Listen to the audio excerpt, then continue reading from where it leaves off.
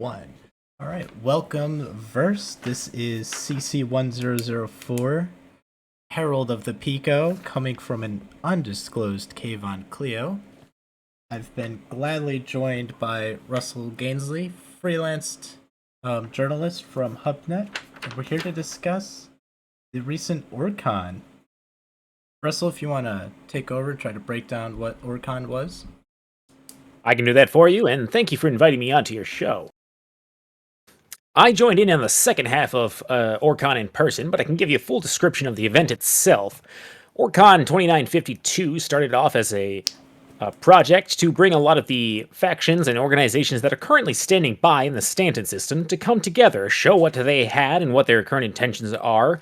A sort of a meet and greet recruitment drive, you might consider it. A total of 12 organizations had come, each one taking up a time slot of about 15 to 20 minutes. And afterwards, there was a bit of a display allowing people to walk around and ask their individual questions to each organization leader. Oh yeah, and so how did you hear about this event? Did you organize it, or was it someone else's doing? I believe Carlisle of Rosales was one of the people that contacted me about the organization, and I believe they also had a hand in organizing the event itself. I came as a representative of the newly founded HubNet, founded by Oliver Zark and Stanton, and I was set to observe and ask questions in the second half, starting at with after the Rosales organization came in. Yeah, tell us a bit about HubNet. As you just mentioned, they're a new organization. How exactly did they find their start? HubNet actually started off as an organization known as my apologies, my own brain. An organization working straight out of Hurston, known as Zark Media.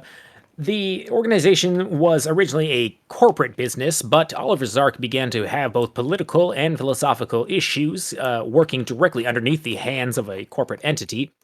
So, a few of the Zark and their associates, as well as myself, broke off and became our own news network known as HubNet, and we've been around since I think about 2951, somewhere in the beginning of that year.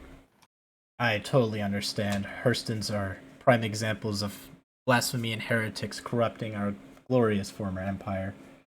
Tell me a bit about the orgs that showed. Rumor says that there was a couple orgs that aren't on the best of terms with the UEE. There were quite a few. In fact, I would say at least two-thirds of the organizations that came this year were either neutral or hostile to the United Earth Empire. At least for the half that I myself had come to. Looking at the list here, I'd say 4 out of 6 of the organizations are directly opposed to the United Earth Empire in some way. Due to the fact that none of them expressed any hostile intentions while here in ArcCorp, there was no need for advocacy to come and do any investigations. That was following up. The next question is obviously this was held at Area 18 on ArcCorp, and were there any notifications you had to give to local security? I believe there's a Crusader initiative that protects over the whole of Stanton. That's true. Crusader Security is the blanket organization using the flagship motto known as Crusader Cares as their current initiative to allow themselves to independently secure the system rather than having any external UEE involvement.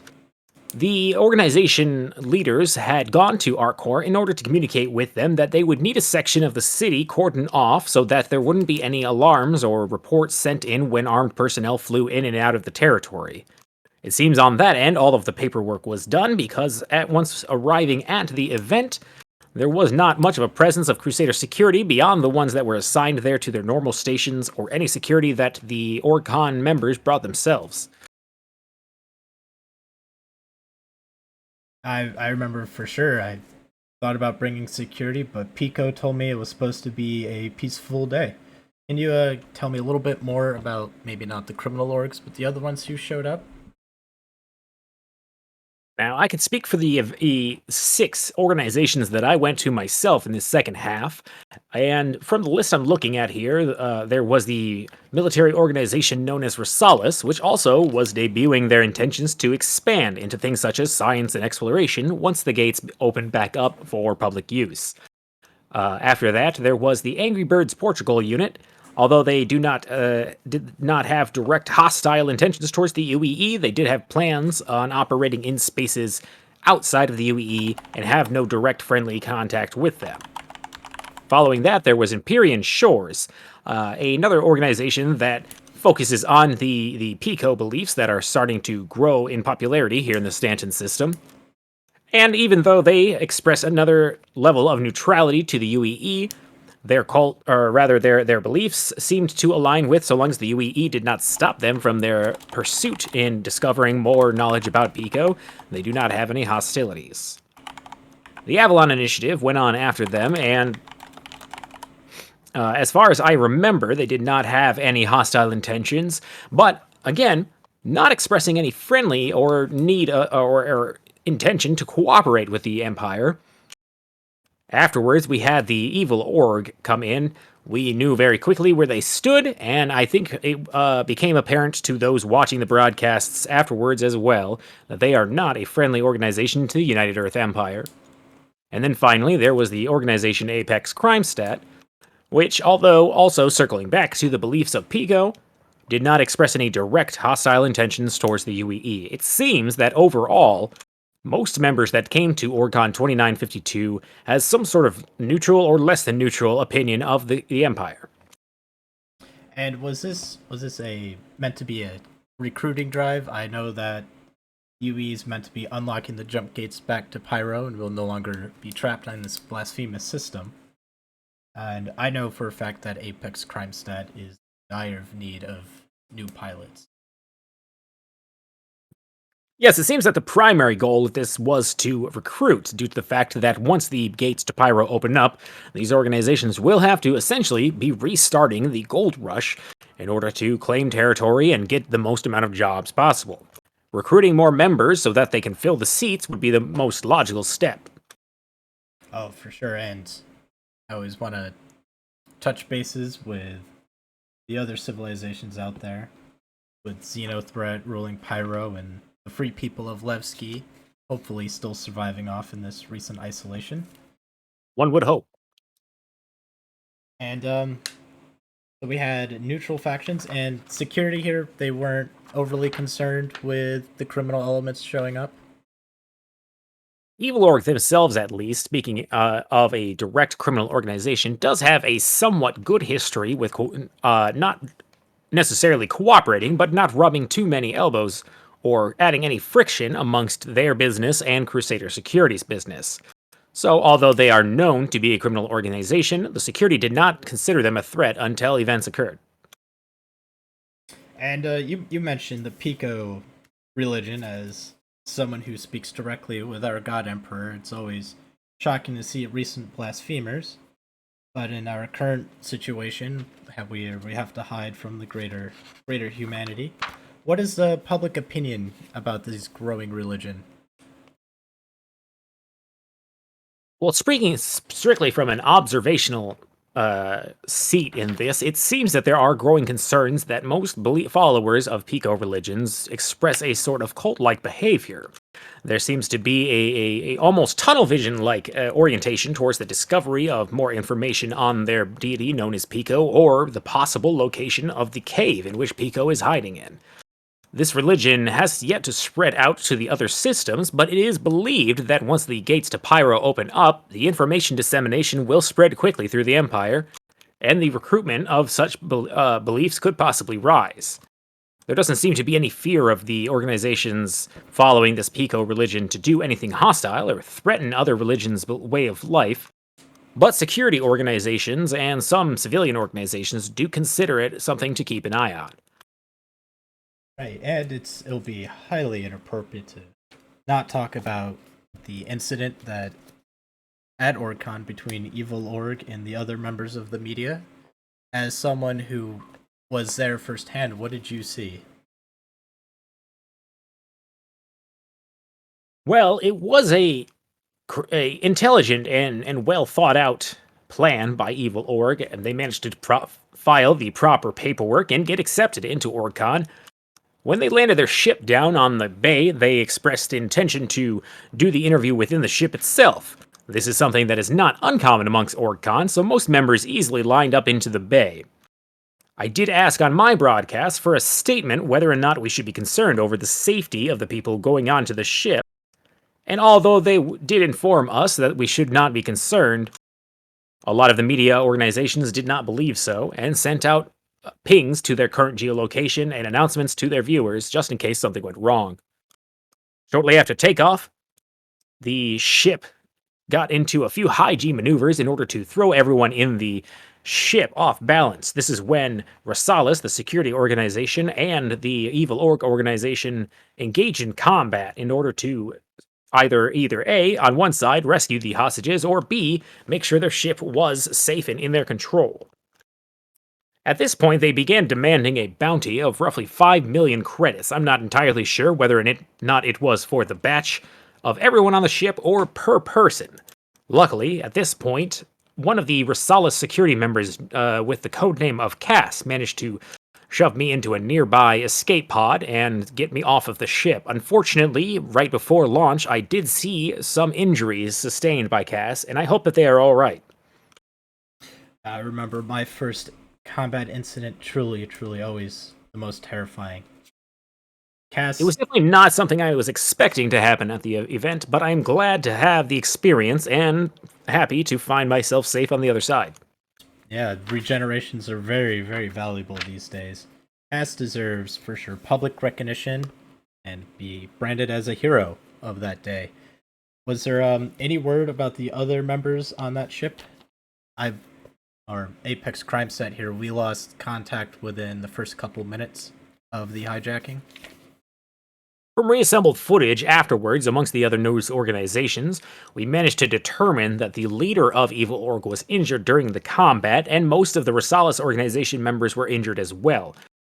Whether or not the conflict itself ended in favor of Evil Org or Rosales is not entirely sure, but based on the fact that no bounties have been claimed and no new members were added to the prison system here in the Stanton system, it is likely that Evil Org managed to escape after the rescue had been completed.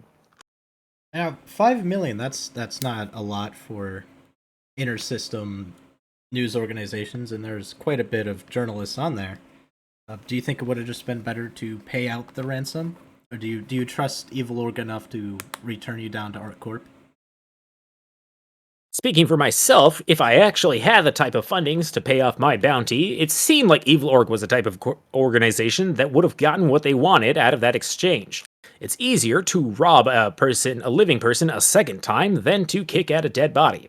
But being a freelance journalist myself, and I'm merely an intern with HubNet, my pay is not high enough to even consider something in that as a possibility. I was very fortunate to get taken out of the ship by Cass, otherwise I think I might have been stuck in indentured servitude for a long time. So it's always a tragedy when you have forced to regen. It's even It is more also so when it's your last regeneration. That is true. The anti-Lazarus mentality has risen since the lockdowns of the Stanton jump points. I also believe it is important to note the organization host, although the name is escaping me at the moment, but the person negotiating with the hostage situation against Evil Org did outright refuse to pay any bounties, claiming that all of their current funds were placed in the OrgCon event itself. And is there plans for a future OrgCon?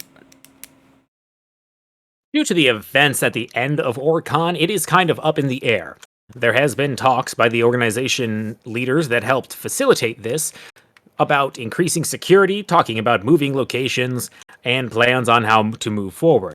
Whether or not there will be an OrgCon 2953 still remains up in the air. And what about you, Russell, and HubNet, now that you're an experienced journalist in conflict? What are your plans for the future? My plans for the future remain roughly the same, although I will make sure to be a bit more cautious about boarding certain people's ships in the future. I think HubNet is going to have a good job at being an unbiased news network disseminating information amongst the verse without having to tie themselves up with UEE regulations or any corporate non-disclosure agreements. I think once the Pyro Gate opens up, there will be quite a lot of opportunity to get a lot of journalistic interviews and or footage of criminal organizations as they make themselves much more known due to the increased strength of pirate activity. I was just about to ask if HubNet would be seeing themselves looking at conflicts. As you know, Xenothreat's been attacking Stanton. Apex Crime Stat is in the middle of their crusade. And will you be recording those and interviewing people from those kind of conflicts? So long as I can ensure my safety, which is a difficult thing to do in this type of situation, I would like to document this. I think this is a major cultural development amongst the neutral spaces of the human territories, and also has been gaining a lot of interest from our Xeno neighbors. I think although the crime rate is going to increase and organizations are going to rise and fall, it is important to observe and log this type of stuff as it happens. Well, thank you for coming on board, Russell. Unfortunately, my lookouts have warned that Crusader Security has picked up this stream, and I will have to go to a new undisclosed cave on Clio. Well, it is unfortunate I never managed to have this conversation with you, and I will make sure to let the advocacy know I have yet to get in contact with you. Of course. And where can the people of the Verse find HubNet, though? The people of the verse can find HubNet by searching HubNet through the RSI database or contacting our current organization leader, Oliver Zark, themselves. You can also find our information stream in public broadcast locations such as RPNet or Bad News. All right. Well, you can also contact me directly if you need any of these links. Well, thank you for being here, Russell. This conversation never happened, of course. And may Pico bless your future endeavors. Thank you for your hypotheticals, and good luck.